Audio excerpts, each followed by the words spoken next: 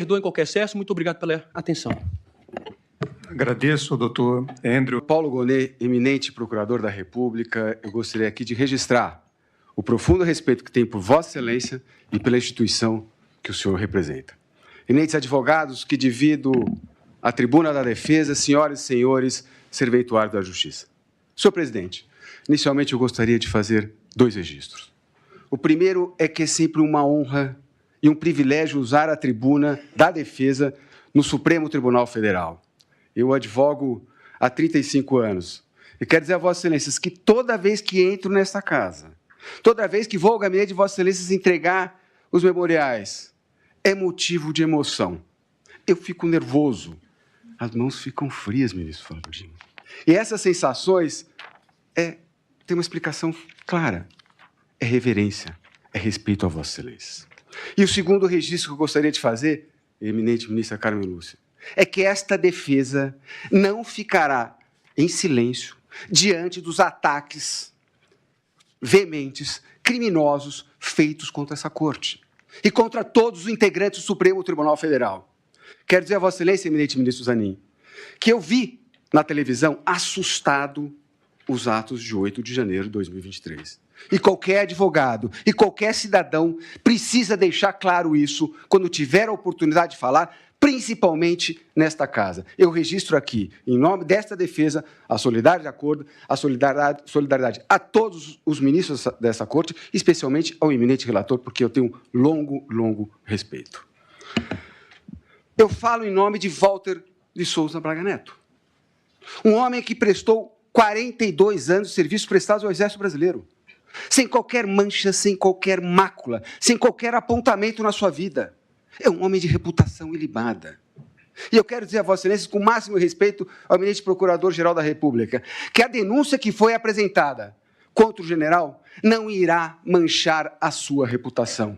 Eu ouvi atentamente a fala do Procurador-Geral da República. Ele não apontou uma única fala, uma única frase que imputasse alguma coisa, individualizasse alguma conduta criminosa contra o general Braga Neto. E não fez não por inépcia do Ministério Público, mas não fez porque não tem absolutamente nada.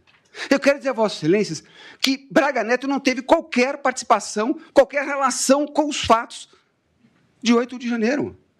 O colaborador Cid, que mente, e mente muito, apresenta um vídeo naquela oportunidade para falar o link do general Braga Neto com os manifestantes dos quartéis. Esse vídeo era de outra coisa. Esse vídeo era de um encontro no Palácio da Alvorada com 6 pessoas, não tinha nenhuma relação com as manifestações dos quartéis. Isso ficou, evidentemente, depois até a própria denúncia faz esse reparo. Quero dizer a Vossas Excelências que Braga Neto não participou da elaboração de qualquer plano que atentasse contra o Estado Democrático de Direito, que atentasse contra a vida de um presidente da República, de um vice-presidente da República e do eminente relator. Braga Neto é inocente. A defesa pede, evidentemente, a rejeição da denúncia.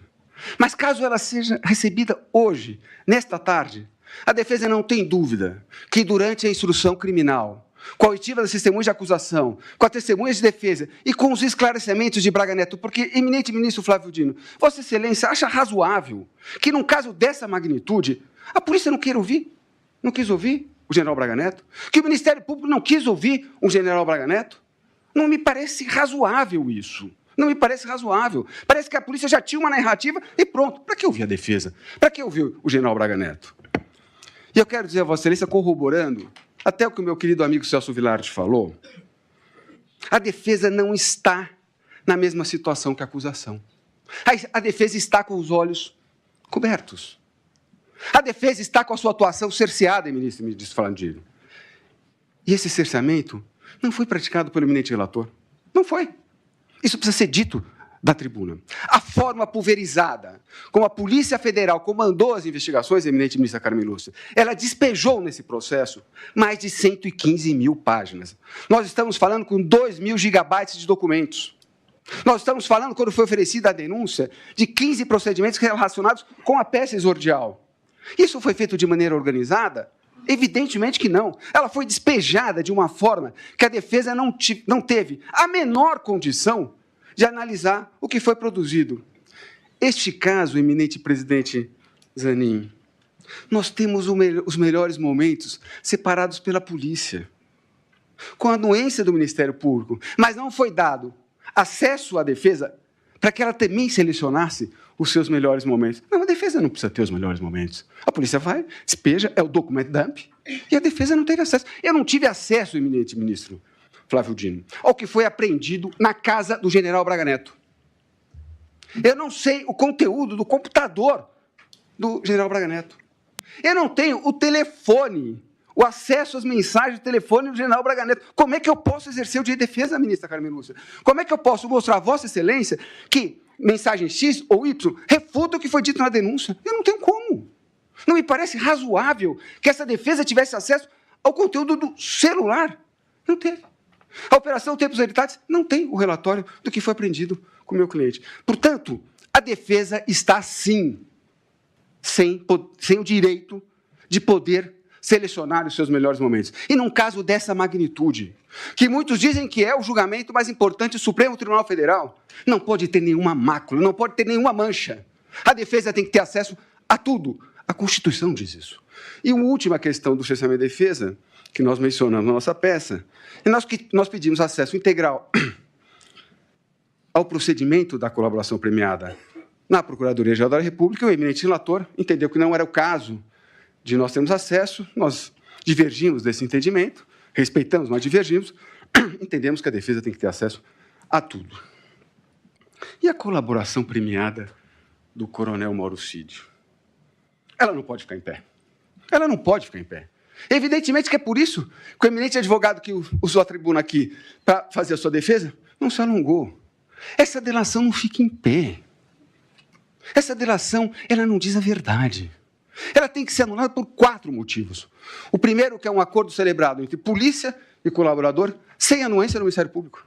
Sem anuência do Ministério Público. Então, o PGR foi contrário à celebração desse acordo. Mas o eminente relator entendeu que era caso, sim, de homologar este acordo. Há um julgado do plenário do Supremo Tribunal Federal que pontua a relevância, a importância da anuência do Ministério Público no acordo de colaboração premiada. Posso continuar? Pois não, doutor José Luiz. Celebrado entre a Polícia Judiciária e o colaborador. Então, esse é o primeiro motivo. E o segundo motivo, presidente Zanin, é a voluntariedade. Neste caso, não existiu a voluntariedade. E quem diz isso? O delator. O delator disse que não, que foi coagido. O delator disse que foi coagido pela Polícia Federal. Isso está nos autos. A revista Veja Online ela publicou diálogos feitos com o colaborador e eu peço vênia para ler uns trechos. Eles queriam que eu falasse coisa que eu não sei, que não aconteceu. PET 11767, peça 85. Não vai adiantar, não adianta. Você pode falar o que você quiser. Eu vi isso ontem. Eles não aceitavam e discutiam. Discutiu. Que a minha versão não é verdadeira. Que não podia ter sido assim. Que eu estava mentindo.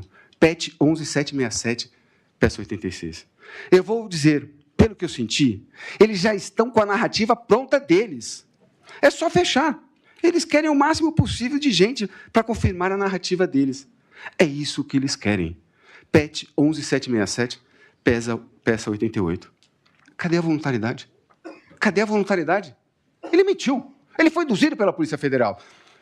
O eminente relator designa uma audiência e designa um magistrado, um juiz instrutor, para presidir essa audiência. E nesta audiência, ministro Flávio Dino, ele ratifica que foi coagido. E num ponto exatamente que atinge o nosso cliente, o general Braga Neto. Olha o que diz o senhor colaborador, quando inquirido pelo juiz instrutor. Por exemplo, eu não vou lembrar de tudo, mas, por exemplo, ele disse que teve uma reunião que aconteceu na casa de fulano de tal. Aí ele queria saber o motivo da reunião. Eu falei, não, o motivo da reunião era um encontro de amigos, né?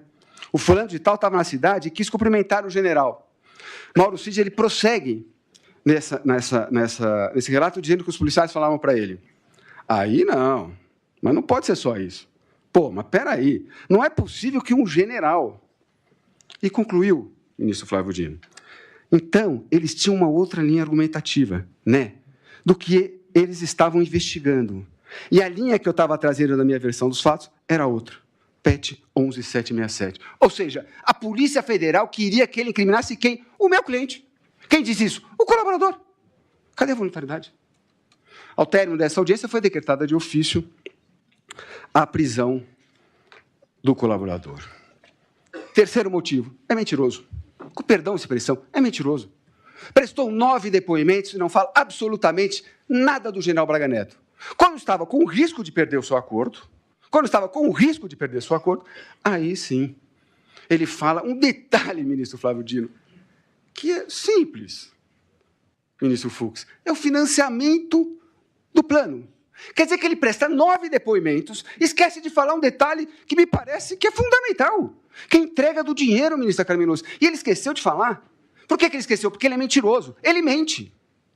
Ele joga isso na reputação de um homem de 42 anos de serviços prestados ao Exército Brasileiro com uma tranquilidade. Portanto, esse é o terceiro fundamento que a defesa, de fato, colocou nas suas razões e no seu memorial para que seja anulada essa colaboração. E o quarto e último fundamento, com a máxima vênia ao eminente relator, que sempre vou render minhas homenagens a ele, é a participação de Sua Excelência na audiência com o Mauro Cid. A defesa entende que cabe ao Poder Judiciário, nessa questão, apenas analisar a regularidade e a voluntariedade, entende a defesa que não é o caso do Poder Judiciário ter uma manifestação mais efetiva. Presidente Zanin, registro aqui que é sempre uma honra estar com Vossa Excelência, reencontrá-lo agora, sentado no Supremo Tribunal Federal e presidindo esta colenda turma. Vossa Excelência sabe o respeito e a admiração que tenho pelo senhor.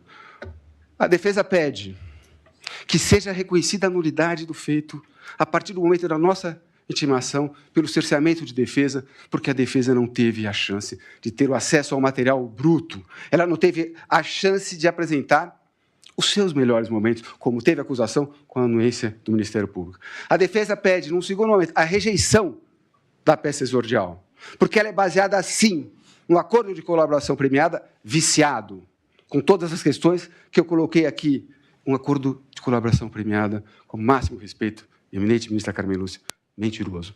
E o último fundamento da rejeição é porque não há, na peça exordial, uma única conduta descrita pelo Ministério Público. E, repito, não há, porque o general Braga Neto não praticou qualquer conduta criminosa. Eram essas as questões que eu gostaria de colocar desta tribuna, renovando a Vossa Excelência, a todos os ministros integrantes desta colenda primeira turma, e da eminente ministra Carmen Lúcia, porque eu tenho profundo respeito e carinho.